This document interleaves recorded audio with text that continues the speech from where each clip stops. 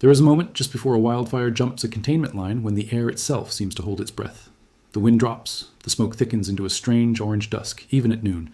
And then, without warning, a wall of flame that firefighters believed was under control leaps forward 50 feet in a single gust. This is the moment Oregon has been living through again and again for almost 2 weeks now. Not one fire. Not two.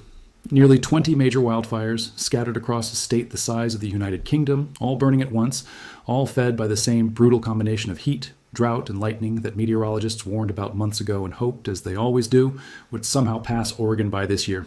It did not.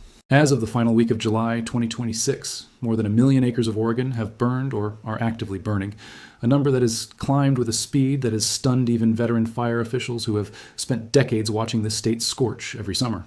To put that figure into perspective, it took less than 3 weeks for this fire season to leap past totals that, in an average year, take until September to reach.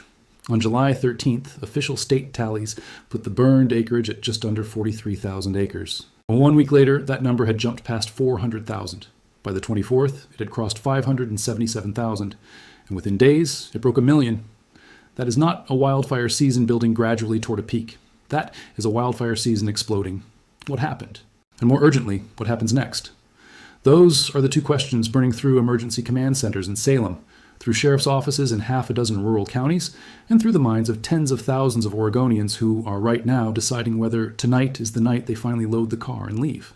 To understand how a state went from ordinary summer conditions to a firestorm event in a matter of days, you have to go back to the middle of July, to a stretch of dry, electrically charged storms that rolled across central and eastern Oregon between the 15th and the 18th of the month. These were not rain-bearing storms.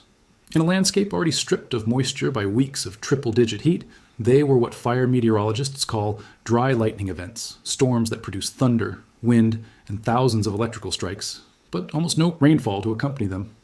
Over the course of roughly 72 hours, more than 1,000 lightning strikes hit the ground across the state. Each one was a potential ignition point. Each one landed on grass, brush, and timber so dehydrated that officials had already been describing fire danger readings in the 97th percentile, territory normally reserved for the worst weeks of late August. Within 48 hours, more than 100 new fires had been reported. Most were small, caught early by aircraft and hand crews before they could spread. But in the remote, rugged terrain of central and eastern Oregon, in counties like Gilliam, Wheeler, Wasco, Crook, Jefferson, Baker, and Umatilla, a handful of those ignitions found exactly the conditions they needed to become something far more dangerous. Steep canyon terrain that funnels wind, miles of cured, flashy grassland that burns almost as fast as gasoline vapor, and temperatures that refuse to drop, holding in the upper 90s and low hundreds day after day, with almost no overnight humidity recovery to give firefighters a window of relief. This is the part of the story that rarely makes it into a headline, but it is the part that determines whether a fire season becomes a fire catastrophe. In a normal summer, when the sun goes down, humidity rises and fire behavior calms enough for crews to make real progress overnight, cutting line, setting backburns, moving equipment into position. This year, across huge stretches of Oregon, that overnight recovery essentially did not happen. Relative humidity stayed low around the clock. Fires that should have been quiet, smoldering, and containable in the early morning hours were instead still actively spreading at 3 and 4 in the morning. Firefighters were, in effect, being asked to fight around the clock with no natural pause built into the day. That is one of the quiet reasons this season accelerated the way it did. By the last week of July, officials counted 17 large, named wildfires burning simultaneously across the state, with additional smaller fires bringing the working total closer to 20 separate incidents demanding resources at once. Evacuation orders, at some level from advisory notices all the way up to immediate leave now orders, were in effect in every region of the state, not one corner. Every corner. At the center of this crisis sits a cluster of fires in Gilliam County that has come to be known as the Hay Creek Complex, a name that now covers what were originally separate ignitions, the Lower Rock Creek and Hogue fires, later merging with the Porcupine Ridge, McInnes, 456, and Wilcox fires into one sprawling, interconnected fire system. Complexes like this are what happen when individual fires in similar terrain, driven by the same wind patterns, grow large enough to meet each other. And once that merger happens, containment becomes exponentially harder, because fire behavior on one flank can suddenly be influenced by heat and wind generated on a completely different flank, miles away. The Hay Creek Complex alone has forced evacuation levels ranging from advisory to mandatory across much of the western half of Gilliam County, stretching into southeast Gilliam and across the county line into Wasco County. Highway 19, near the community of Gwendolyn, has seen travel restrictions as fire activity has crept close enough to threaten the road itself. Further east, in Baker County, a separate and equally serious situation has developed around what is being called the Salmon Fire, burning alongside the Olive Butte and Anthony fires. Here, the response has been significant enough that the Malheur, Umatilla, and Wallowa-Whitman National Forests have all imposed temporary closures around the affected areas, locking down public and Forest Service land as a safety measure while crews work. Level 3 evacuations, meaning immediate leave now orders, have been issued for communities in the direct path of these fires, with Level 2 and Level 1 orders extending outward into the surrounding areas as a buffer. In Prairie City, officials have held in-person community briefings at the local high school, standing in front of packed rooms of residents trying to answer the only question anyone actually wants answered. Is my house going to survive this? To the west, the Roe Creek complex has become another flashpoint, one that public information officers have openly described as one of the most challenging assignments the Oregon Fire Service has faced this year. Officials there have been blunt about the scale of what they are managing, describing their mission in the starkest possible terms: protecting lives first, protecting homes and critical infrastructure second, and containment in the traditional sense coming a distant third on the priority list. That order of priorities tells you everything about where this fire stands relative to the resources available to fight it. It would be a mistake to treat these as isolated local emergencies. They are connected by something larger, a statewide pattern of extreme heat, critically low humidity, and repeated lightning that meteorologists have been warning about since spring. Oregon's governor has already spoken publicly about the scale of the challenge, describing this as a moment demanding coordinated action across multiple state and federal agencies simultaneously, a signal that this is no longer being treated as a routine summer fire season, but as a statewide emergency requiring the kind of resource mobilization usually reserved for the worst years on record, and the numbers back that language up. Since the 10th of July, more than 700 firefighters have been mobilized within Oregon alone, supported by roughly 250 engines and water tenders responding to at least 6 major conflagrations, a legal designation reserved for fires serious enough to trigger the state's Emergency Conflagration Act, unlocking additional funding and personnel that would not otherwise be available. Zoom out to the wider Pacific Northwest region, and the picture becomes even starker. Thousands of firefighters have been active across Oregon and Washington combined, with the region formally designated the top wildfire priority in the entire country, meaning that when national resources, aircraft, hotshot crews, and specialized equipment become available anywhere in the United States, Oregon and its neighbors are first in line to receive them. That national priority status has triggered something else worth understanding, because it reveals just how serious officials privately believe the situation to be.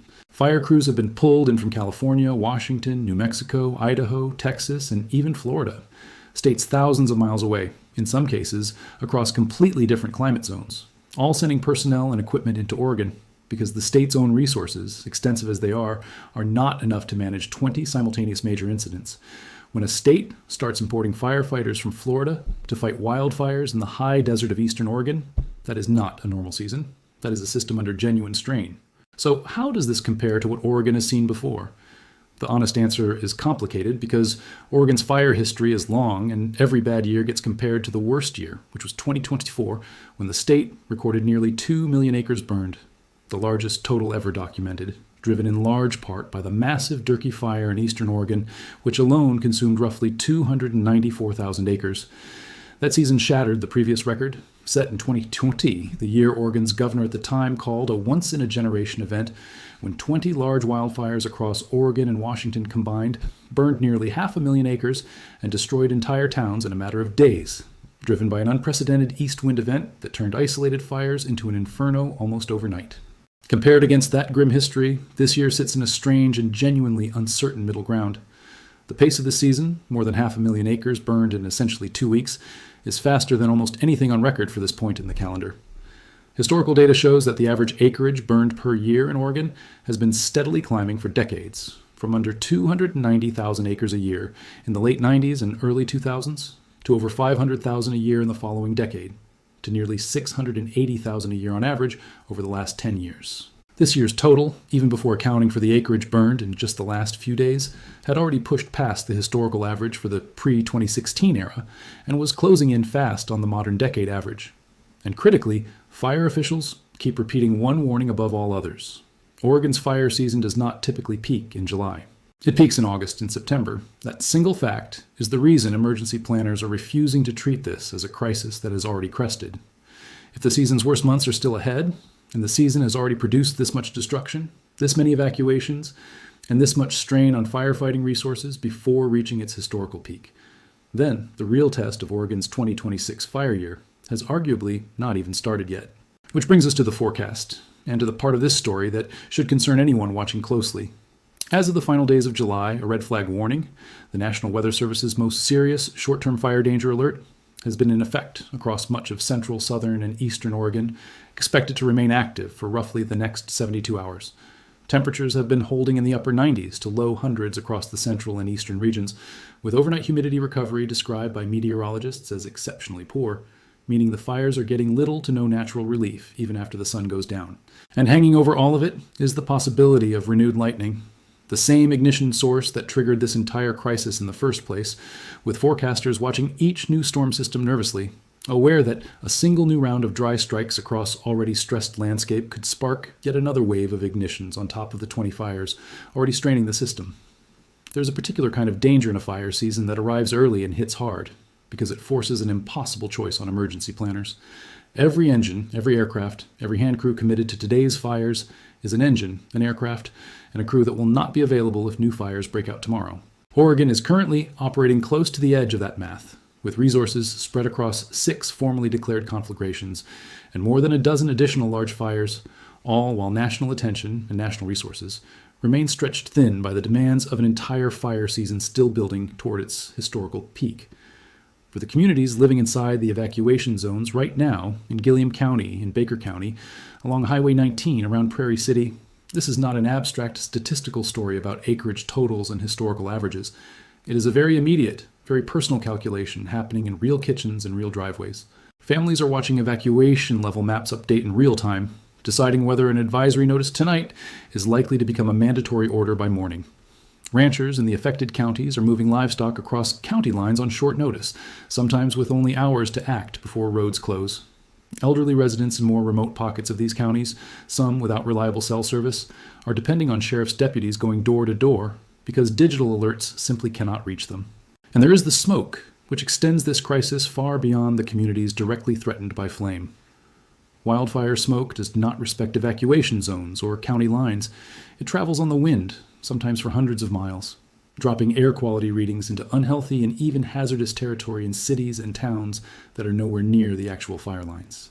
For a state already grappling with structure loss and displaced families, the added public health burden of weeks of smoke exposure across a much wider population represents a second, quieter crisis running parallel to the visible one. It's worth pausing here on a detail fire officials are always careful to repeat, even in the middle of a lightning-driven crisis like this one. The overwhelming majority of wildfires nationally, roughly 85% by most estimates, are ultimately traced back to human causes, not natural ones.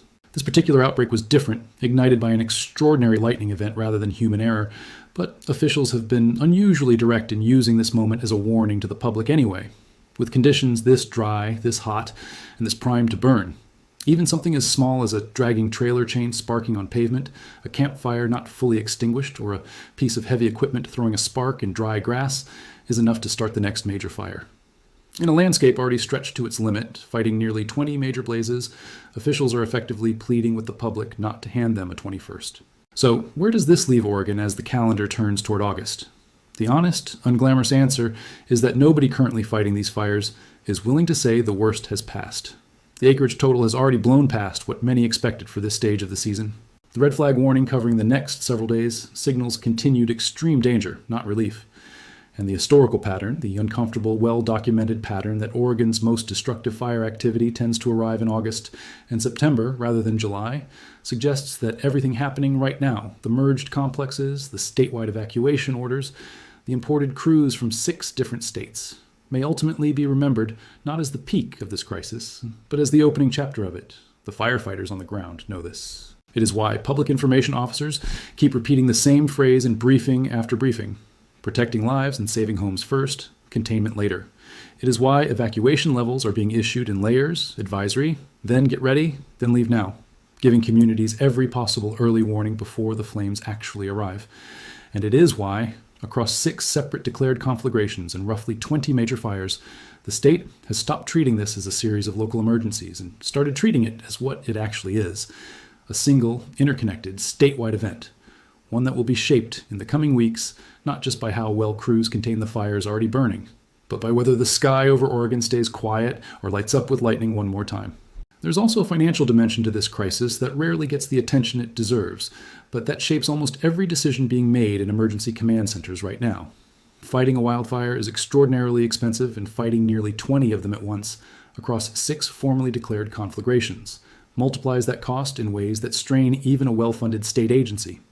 In the previous record year, 2024, the Oregon Department of Forestry reported spending north of $130 million on suppression alone, more than triple its usual annual outlay, with total costs across the season approaching $317 million once federal reimbursements and multi-agency coordination were factored in. Those numbers exist because aircraft alone, the air tankers and helicopters dropping retardant and water on the worst sections of these fires, cost tens of thousands of dollars per flight hour. Multiply that by dozens of aircraft operating across multiple fire zones simultaneously. Add in the wages, equipment, and logistics of thousands of firefighters pulled in from half a dozen states. And the true cost of a season like this one becomes almost impossible to calculate in real time. Officials will not know the final bill until the last fire is out, whenever that turns out to be. But every indication so far suggests this season is on pace to rival, or potentially exceed, the extraordinary costs of 2024. Behind those financial figures are decisions being made hour by incident commanders who have to ration a genuinely finite pool of resources across a genuinely enormous problem. When a new fire ignites, as several have in just the past week, commanders face an immediate triage question. Do we pull a strike team off a fire that is currently contained but still smoldering in order to hit a brand new ignition hard in its first crucial hours, when a fast, aggressive response gives the best chance of stopping it small? Or do we hold that team in place because pulling it risks the contained fire flaring back up the moment attention shifts elsewhere? There's no perfect answer to that question. Every choice carries risk, and every incident commander managing one of these 20 fires is making that calculation multiple times a day, often with incomplete information about what tomorrow's weather and wind will actually do. This is also a story about terrain, and about why certain counties, Gilliam, Wheeler, Wasco, Crook, Jefferson, and Baker among them, keep appearing again and again in the list of the worst hit areas. Much of north central and eastern Oregon is defined by deep canyon country, carved by rivers and seasonal creeks into a landscape of steep slopes covered in cured grass, sagebrush, and scattered juniper. That kind of terrain is, in the language fire behavior analysts use, extraordinarily receptive to rapid fire spread. Flames moving uphill on a steep slope can accelerate dramatically, sometimes doubling or tripling their forward speed compared to flat ground, because the fire is essentially preheating the fuel directly above it before it ever arrives.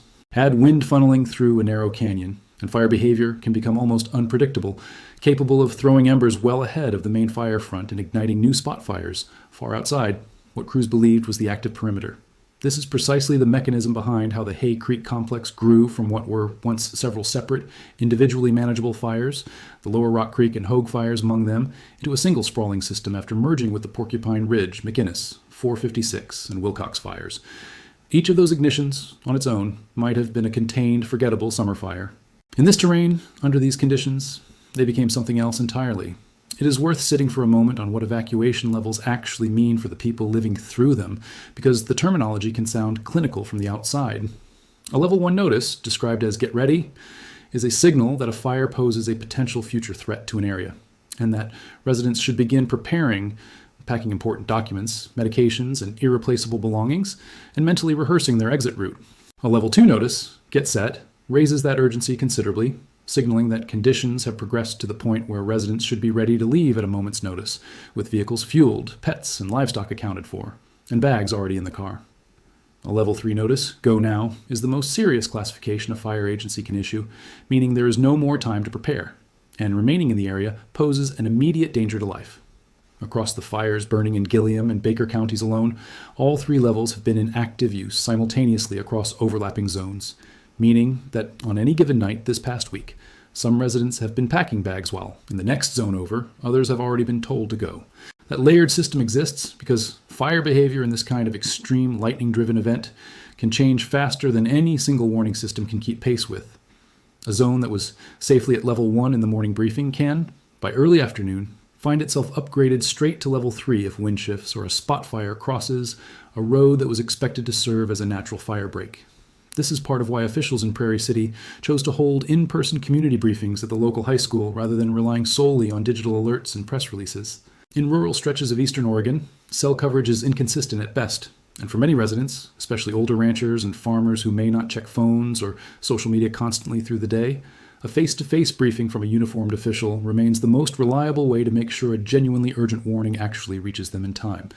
There is, underneath all of this, a broader climate story that Oregon's fire officials have been increasingly willing to say out loud in recent years, even as they focus publicly on the immediate operational demands of the fires in front of them.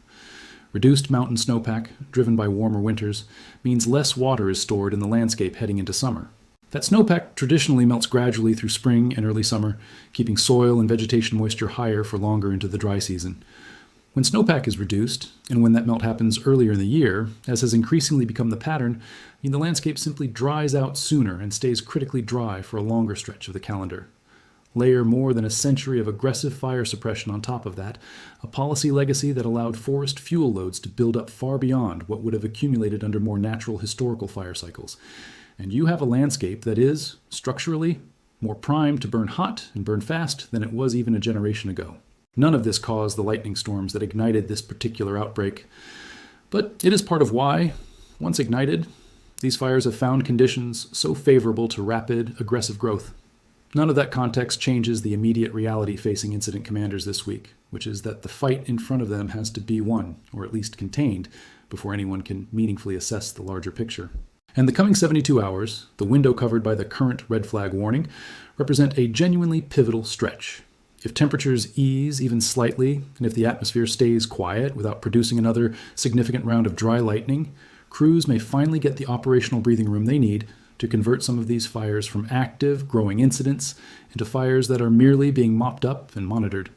That would allow resources currently stretched across 20 simultaneous fronts to begin consolidating, freeing aircraft and hand crews to reinforce whichever fires remain the most dangerous, rather than being spread thin trying to hold every line at once. But if the opposite happens, if the heat holds, if humidity recovery remains as poor overnight as it has been, and if even a modest new round of lightning strikes the ground somewhere in this already fire-scarred landscape, officials have been candid that the state's firefighting system, even reinforced by crews from 6 additional states, would be tested in ways it has rarely faced before.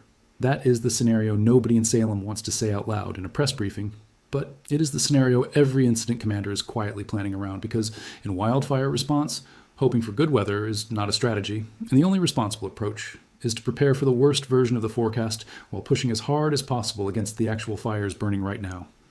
There is one more layer to this crisis worth understanding, and it has less to do with flame and more to do with the invisible economy of firefighting itself, the logistics that never make the evening news, but that determine day to day whether these 20 fires stay a serious regional emergency or tip into something closer to a full-scale catastrophe. Every strike team pulled in from out of state has to be housed, fed, and rotated on a schedule that prevents exhaustion from becoming its own safety hazard, because fatigued crews make mistakes, and mistakes on an active fire line can be fatal. Sprawling fire camps have sprung up near several of these complexes, essentially small temporary cities of tents, mobile kitchens, medical stations, and equipment depots, built and dismantled within days as the fires they support shift and merge. Behind every dramatic image of a helicopter dropping water on a burning ridge sits a supply chain of fuel trucks, mechanics, dispatchers, and meteorologists working in shifts around the clock. A machinery of logistics that is, in its own quiet way, just as strained right now as the fire lines themselves. For the moment, Oregon remains a state holding its breath, watching radar for new storm cells, watching wind forecasts for the shifts that could turn a held containment line into a blowout, and watching evacuation maps update county by county as nearly 20 fires continue to write the story of what may become one of the defining fire seasons in the state's modern history. The final chapter of that story has not been written yet. It depends on decisions still being made in real time, on resources still being allocated, fire by fire, and more than anything else, on what the sky over Oregon chooses to do next. Because in a summer already defined by dry storms turning into infernos within days, the difference between a difficult fire season and a historic one may come down to nothing more than the next line of thunderclouds rolling in off the horizon, and whether it brings rain or simply brings more fire.